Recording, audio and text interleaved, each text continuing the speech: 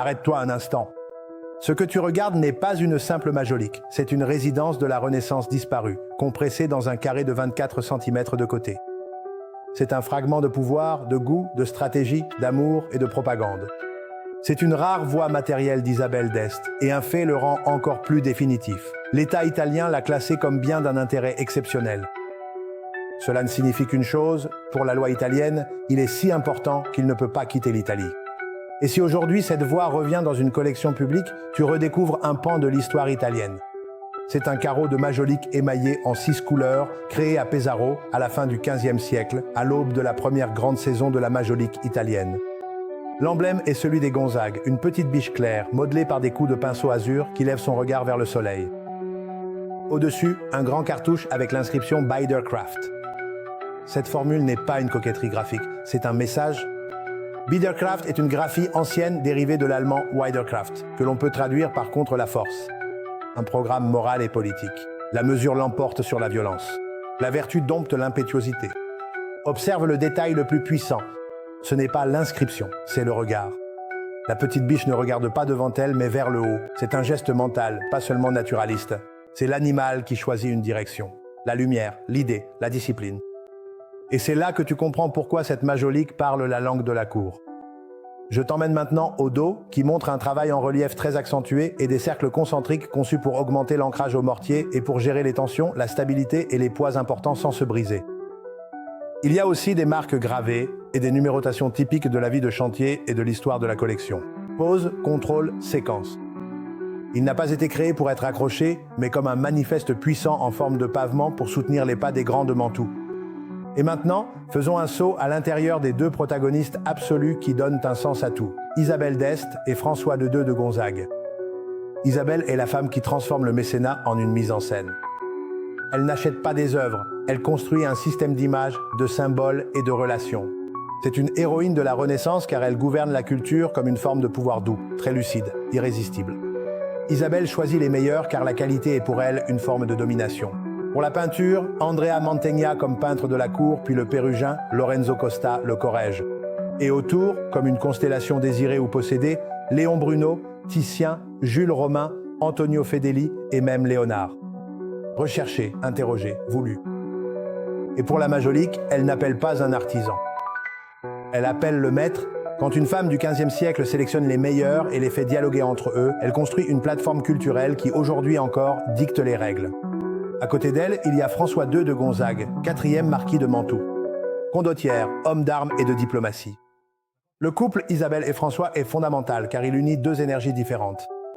Elle construit la narration, il incarne la dimension chevaleresque et politique. Et les emblèmes des Gonzague, ceux que l'on voit sur les carreaux, alors appelés quadri siligati, sont exactement cela. Un code de vertu pour le prince et pour la cour. Sur d'autres carreaux du même pavement, on retrouve des emblèmes qui parlent de maîtrise de soi et de prudence. Comme la muselière avec le mot cotius, plus prudemment, et le gantelet avec la phrase buona fe non immutable. La bonne foi ne change pas. Vous avez sous les yeux une grammaire morale, un manuel de style politique transformé en pavement, le plus savant de la Renaissance jamais réalisé dans l'histoire européenne. Nous arrivons maintenant au véritable coup de théâtre grâce à la découverte d'un document signé et daté. Celui qui a rendu ce pavement possible est le maître Antonio Fedeli. Si Nicola da Urbino, en plein Cinquecento, était considéré comme le Raphaël de la majolique, Antonio Fedeli est le Giotto de la majolique. Giotto inaugure la peinture moderne. Fedeli inaugure la majolique moderne. Nicola da Urbino la portera à un raffinement extrême. Fedeli l'a rendu possible avec une grandeur originelle, pleine et sublime. De Pesaro à Bruxelles, les sources sont claires. L'art local est loué en Italie et hors d'Italie. Cela vous donne la mesure de sa renommée. Ce n'est pas un atelier quelconque. C'est une excellence reconnue dans toute l'Europe. Pour ne citer qu'une source, 2 chefs-d'œuvre de Hans Memling suffisent pour voir de ses propres yeux où ses œuvres étaient arrivées et combien elles étaient appréciées. De plus, Fedeli n'est pas un nom vague, c'est un protagoniste concret et dans la monumentale monographie dirigée par Andrea Chiaroni et Massimo Moretti en 2004, il apparaît avec des actes, des contrats, la vie de l'atelier, des relations économiques. C'est quelqu'un qui travaille pour la cour des Sforza, des Médicis à Florence, pour les Est, mais aussi quelqu'un qui gère la production et la logistique, c'est-à-dire ce qu'il faut pour réaliser un pavement destiné à une grande résidence des Gonzague. Mantoue, 5 janvier 1493. De Pesaro arrive une lettre de Giovanni Sforza à Isabelle d'Este. On y parle des quadri da Saligal, dans le nouveau Camerino à Marmirolo. On y cite des difficultés techniques, les temps de séchage, et on réaffirme qu'Isabelle est la commanditaire et que lui est obligé. C'est le langage de la grande commande. Mantoue, 24 mars 1494. Nouvelle correspondance. On y parle des carreaux pour le pavement et le 1er juin, 13 caisses de carreaux arrivent à Mantoue. La logistique est digne d'une cour et la commande est importante. Un mois passe, nous sommes le 9 juillet, un passage merveilleux et humain. On raconte que la chambre du studiolo a été pavée et on suggère aussi le motif pratique qui aujourd'hui fait sourire mais qui à l'époque était très sérieux. Les parquets en bois classiques de l'époque étaient peu hygiéniques car les souris pouvaient nicher sous les planches. La majolique résout le problème. C'est la beauté et la salubrité réunies. C'est la Renaissance qui entre dans la vie quotidienne. Pesaro, 7 mai 1496. 2 ans ont passé et une lettre d'Antonio Fedeli arrive pour Isabelle d'Este. Elle parle de 52 tableaux, de délais et de 50 ducats encore à payer. C'est de l'or car cela donne la parole à l'artiste, à la première personne. Et les interprétations nous mènent aussi vers le pavement de la grotte, cet espace secret, complémentaire au studiolo, achevé en 1498 au château de San Giorgio. Maintenant vient la partie romantique, celle qui fait vraiment vibrer l'histoire. La villa dite de Marmirolo, ou le palais Gonzague de Marmirolo, était une grande résidence extra-urbaine un peu au nord de Mantoue. Aujourd'hui, elle a complètement disparu. Dans sa naissance, il y a déjà un destin, car elle naît du château médiéval des Corradi Gonzague, entouré par les eaux du Re dei Fossi. Et puis, vers 1435, Jean-François Gonzague, premier marquis de Mantoue, construit un nouveau palais hors des murs. C'est un geste d'ambition, une résidence de campagne, un lieu de villégiature. Au milieu du XVe siècle, Louis III Gonzague l'agrandit et l'enrichit. Des jardins, des architectures apparaissent et en 1480, Luca Fancelli intervient.